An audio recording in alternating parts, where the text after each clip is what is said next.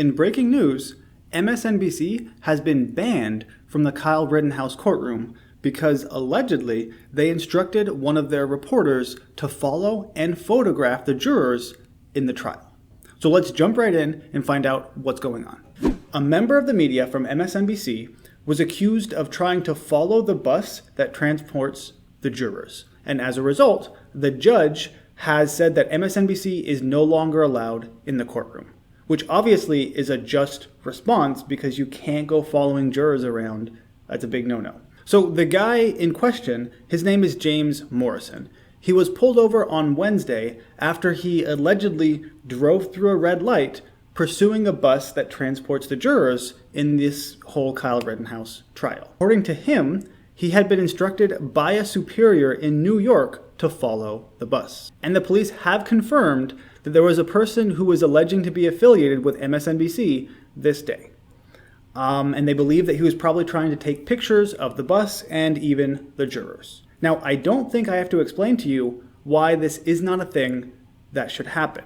The jurors are supposed to remain as aloof as they can when it comes to the media. I mean, that's not really possible in today's day with social media, but it does mean they shouldn't be front and center with things like this. And if you are attempting to follow and photograph the jurors so you can report about it in your newspaper, that's not really allowing them to be as aloof as possible. And to me, it seems a little bit like it's juror intimidation by the media. And as a result, like I said, the judge said it was extremely serious and he barred any journalists from MSNBC. And we just lost that to some weird ad, but who cares? Now, for their part, MSNBC says that that never happened. They say while the traffic violation did take place near the jury van, the freelancer never contacted or intended to contact the jurors during deliberation and never photographed or intended to photograph them. So MSNBC's response is that sure, there was this guy who works for us in the vicinity and perhaps he ran a red light.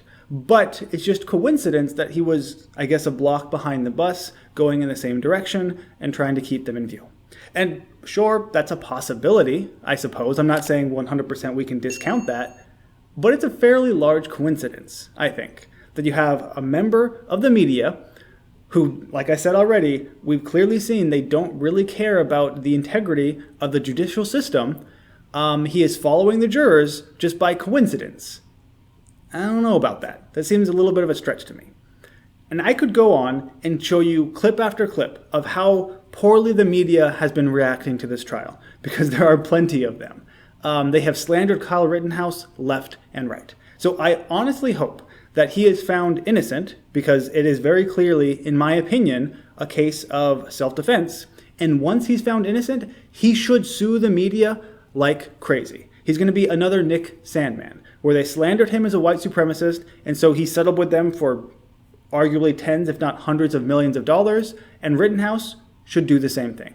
You cannot go on national TV, call a 17-year-old a white supremacist murderer who just wants to kill people, and not expect any repercussions whatsoever.